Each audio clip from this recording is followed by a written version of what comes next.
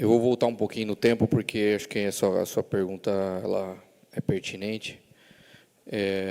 Em relação ao elenco que eu encontrei aqui o ano passado, eu acho que a gente vem numa evolução, mas existe uma coisa que é maior do que isso, que chama previsão orçamentária do clube, né? E isso tem que ser respeitado.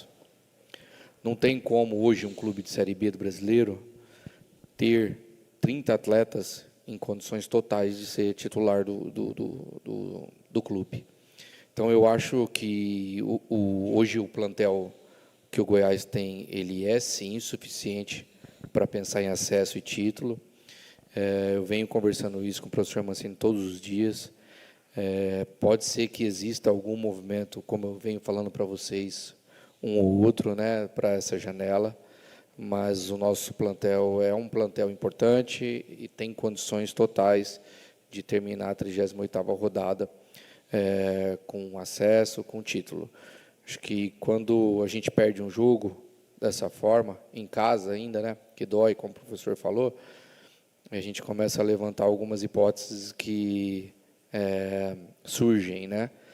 Mas a gente confia muito no elenco, e tudo aquilo que a gente diagnosticar que tem necessidade, pode ter certeza que, se existir disposição financeira para isso, o Lucas vai estar no mercado para buscar.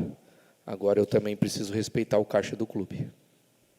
Acho que o futebol ele nos traz muitas adversidades, né? Vocês estão acompanhando aí que, como o professor falou, desde que nós perdemos os nossos 2 zagueiros titulares, né, um em lesão e outro num choque, né, que existiu no jogo, nós tivemos que agir rapidamente no mercado e conseguimos fazer um movimento importante, que foi o do Tite. O futebol ele é muito dinâmico, é óbvio que as análises elas acontecem dia a dia, jogo a jogo. Volto a dizer que eu acho que o nosso plantel é um plantel importante, um plantel bom para o campeonato, muito bom para mim, na minha opinião, e acho que também é a opinião do professor Mancini. Mas quando você começa a enxergar algumas coisas dentro dos jogos, é natural que a cabeça do executivo também vá, né, não alterando, mas tentando encontrar soluções para os problemas que vão aparecendo. É normal ir aparecendo os problemas, né?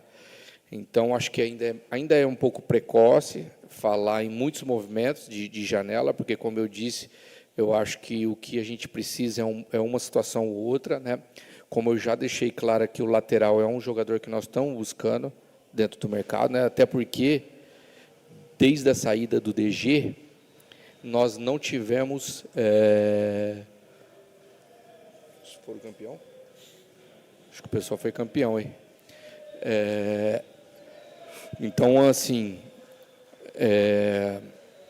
eu acho que ainda é um pouco precoce para a gente poder, né, falar sobre isso, mas pode deixar que eu estou antenado e minha conversa com a comissão técnica ela é dia a dia e a gente vai buscar sanear os problemas que vão aparecendo. Por isso, pode haver mais de um ou outro movimento, sim, durante a janela.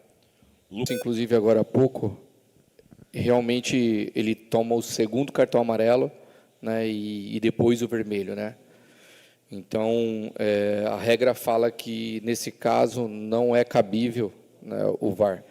Mas, o árbitro cometeu um equívoco ali, ele se equivocou realmente, achando que o goleiro do time deles acho que estava ali para reclamar, e ele não percebeu que o goleiro estava ali para bater a falta, na verdade, né? Existe um erro dele, né, e depois existe o erro do VAR de interferir no jogo de forma crucial, né? É óbvio que o nosso jurídico vai analisar, né? A gente sabe que voltar jogo no Brasil ou algo do tipo é uma decisão muito difícil de acontecer, né? Mas nós vamos olhar sim. Eu já entrei em contato com o Dr. João Vicente na hora que aconteceu isso, né? Para a gente poder entender o que é cabível, né? Mas realmente eu lamento porque o árbitro hoje ele fez uma partida ruim, né? Na minha opinião, com muitos equívocos, né? Sem o controle da partida. A equipe deles, por muitos momentos, praticou um antijogo ruim, né, para quem está assistindo, para todo mundo que está assistindo em casa, para nós que estamos aqui trabalhando, né? Então, acho que sempre cabe um pouco de respeito quanto a isso, mas nós vamos procurar, se existir algum tipo de direito que o Goiás tem, você pode ter certeza que nós vamos, né, procurar os caminhos. Quanto à situação do Atlético, desde que eu cheguei aqui, eu disse que em uma oportunidade que o Goiás já tinha me feito convite antes, eu não vim porque eu tinha um contrato em vigência em São Paulo. E isso a minha vida é pautada em cima disso. Os meus compromissos que eu assumo, eu vou até o fim. E foi isso que fez com que eu nem pensasse nesse momento. Eu tenho um compromisso com Goiás, eu tenho um compromisso com o professor Wagner Mancini, com a comissão técnica, com todos os do elenco, e eu vou até o final do campeonato, se assim o Goiás também achar que é interessante. Só para falar, porque eu tive a conversa com o árbitro ao término da partida. E eu fui até ele e falei que ele havia errado, porque ele não poderia ter usado o VAR para revisar um segundo amarelo. E ele falou que ele errou, e exatamente dessa forma. Ele disse que ele errou, que ele achou que o atleta, o Adriel, o goleiro, tinha ido para fazer cera, para reclamar, e eu falei para ele, eu achei que você deu o cartão porque ele mexeu na bola, ele pegou a bola do lugar e tirou do lugar. Ele falou, não, eu achei que ele tinha ido lá para reclamar, tal. E aí eu falei para ele, mas mesmo assim, você não poderia usar o VAR. A questão é que você usou o VAR de uma forma errada. E aí agora, por favor, Lucas, só para deixar claro aqui. Acho que é exatamente isso. Ele cometeu um erro, mas ele também não poderia recorrer ao VAR. O erro faz parte da partida. Quantos árbitros já erraram, né, e o lance continuou? Faz parte. Assim como o jogador erra, assim como o treinador erra, o árbitro também pode errar.